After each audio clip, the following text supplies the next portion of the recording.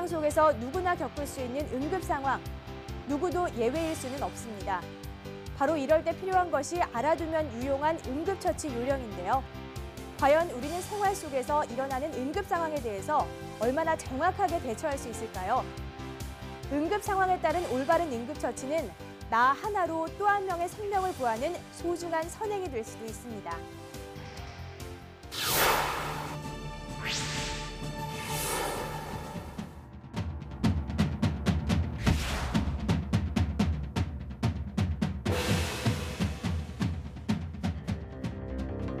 비슷한 시기에 심장마비로 쓰러진 2명의 여학생이 응급실로 실려왔습니다.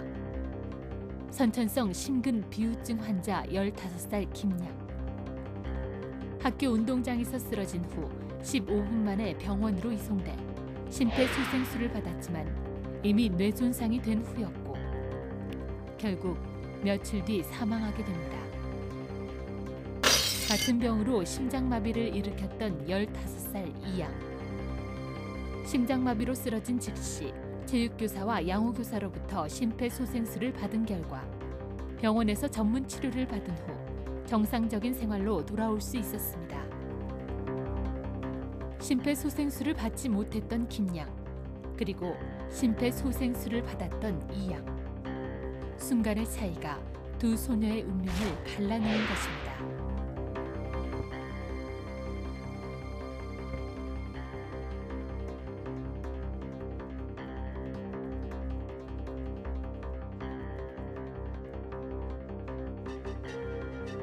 초 3, 4분이 중요합니다. 즉 전문 의료진이 현장에 도착할 때까지 흉부 압박과 인공호흡을 유지하면서 의료진으로 하여금 환자를 치료할 수 있는 시간을 벌어주는 겁니다. 심정지 발생 후 산소 공급이 중단되고 4분 이내에 심폐소생술을 시도한다면 환자가 살아날 수 있는 확률은 75%라고 합니다.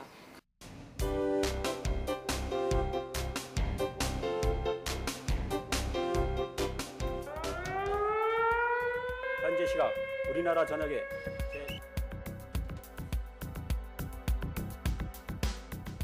심장마비 발생이 의심되는 사람을 반드시 돌아눕힌 다음 양쪽 어깨를 잡고 흔들면서 큰 소리로 "여보세요, 정신 차리세요" 라고 외치면서 반응을 확인한다.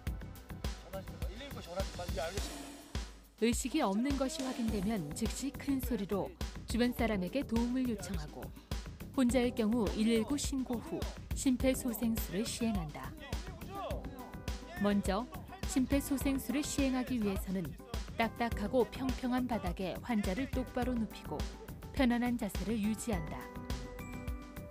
환자의 고개를 옆으로 돌려 입속의 이물질을 제거한 후 한 손을 목 뒤에 넣고 다른 한 손을 이마에 댄 후 목을 들고 이마를 밀어 목 부위가 뒤로 젖혀지게 한다.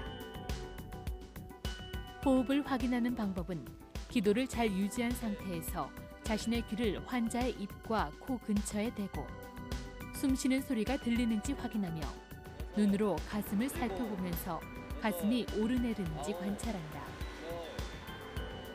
10초 정도 관찰해도 호흡이 없으면 호흡이 없다고 판단하고 인공호흡을 시작한다. 호흡이 없을 경우 구조자는 보통의 숨을 들이마신 후 참고 있다가 이마에 올린 손의 엄지와 검지로 환자의 코를 잡고 환자의 입을 완전히 덮는다. 이후 가슴 부분만 상승하도록 1초 이상 2회의 구조호흡을 실시한다. 젖꼭지를 연결한 선의 중앙에 한 손바닥을 올려놓고 그 위에 다른 손을 겹친다. 성인의 경우 두 손으로 가슴이 4에서 5cm 정도 눌릴 정도의 강도로 압박한다. 압박할 때에는 양팔을 쭉 편 상태에서 체중을 실어서 환자의 몸에 수직이 되게 눌러야 한다. 30회의 압박이 끝나면 2회의 인공호흡을 하고 1분당 100회의 속도로 시행한다. 5차례의 가슴 압박과 인공호흡을 시행한 후에는 환자의 상태를 다시 평가하여야 하며 순환, 호흡, 의식의 순으로 확인한다.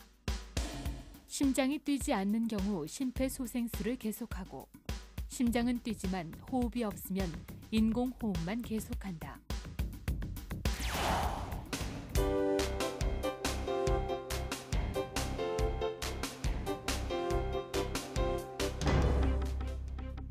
심장마비 이외에도 출혈을 동반하는 응급 상황도 우리 주변에서는 쉽게 볼 수 있습니다.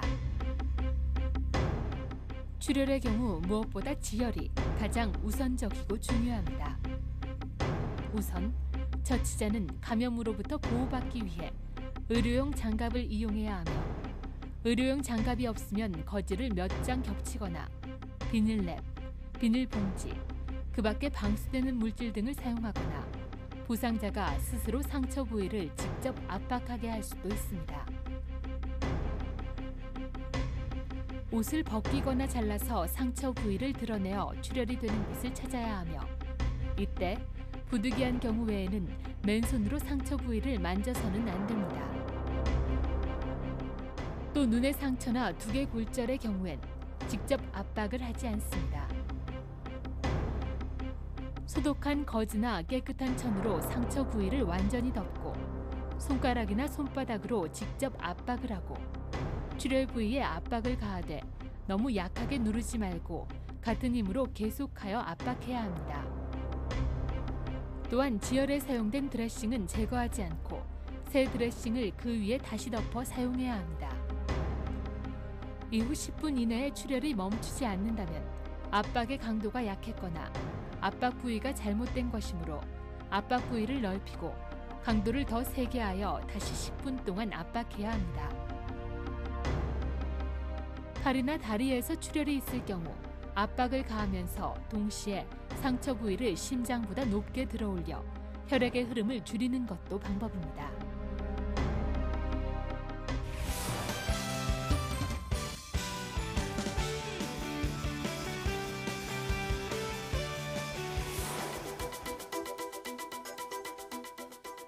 장수환 씨는 평소 고혈압을 앓고 있던 아버지가 집에서 갑자기 의식을 잃고 쓰러지자 평소 주위에서 들은 대로 우황청심환을 입속에 넣고 자신의 승용차에 태워 병원 응급실로 모셨습니다. 차 안에서는 아버지가 불편하실까봐 머리에 베개를 받쳐드렸는데 음식물을 이렇게 섭취했을 때 이게 기도로 넘어갈 확률이 아주 높게 됩니다. 그런 경우에는 오히려 기도가 막히게 돼서 호흡을 할 수가 없는 그런 상황이 되는 것이고요. 그 다음에 베개를 고여서 환자 목이 이렇게 앞으로 젖혀지게끔 하는 행위는 오히려 기도를 더 좁게 만들어서 환자가 호흡하기가 더 힘들어지게 되는 상황을 초래할 수가 있기 때문에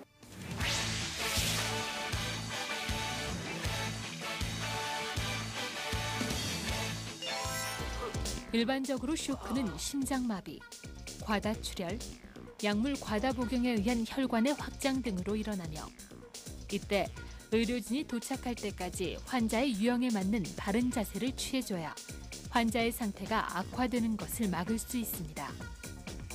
먼저 부상자를 똑바로 눕히고 부상자의 다리를 20에서 30cm 정도로 올려주면 다리에 있던 피가 심장으로 돌아가게 됩니다. 이때 다리를 30cm 이상 들어 올리면 호흡곤란이 올 수 있으므로 주의해야 하며 특히 머리나 가슴에 부상을 입었거나 호흡장애, 뇌졸중 환자, 의식이 없는 환자의 경우 다리를 높이지 않습니다. 의식이나 반응이 없는 부상자, 구토하는 부상자 등은 왼쪽으로 눕히고 가슴 부상 환자, 호흡장애 환자, 심장 환자는 반쯤 앉은 자세를 취하게 합니다. 또 목이나 척추 손상이 의심되거나 다리 골절 환자는 바닥에 수평으로 반듯하게 눕힙니다. 마지막으로 환자에게 담요를 덮어주어 체온 손실을 막아주고 환자에게 먹을 것이나 마실 것을 주지 않습니다. 메스꺼워지거나 구토를 일으켜 구토물이 폐로 들어갈 수 있을 뿐 아니라 수술 시 합병증의 원인이 될 수 있습니다. 전문적인 지식 없이 행하는 응급처치는 환자에게 돌이킬 수 없는 상황을 초래시킬 수 있으며 1분 1초가 급한 상황에서 신속한 응급처치는 환자의 생사를 좌우합니다.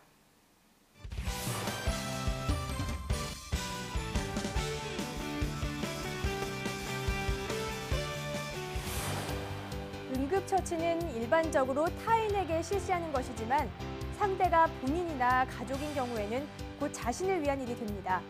응급 상황을 바로 알고 처치할 수 있다면 귀중한 생명을 살릴 수 있습니다.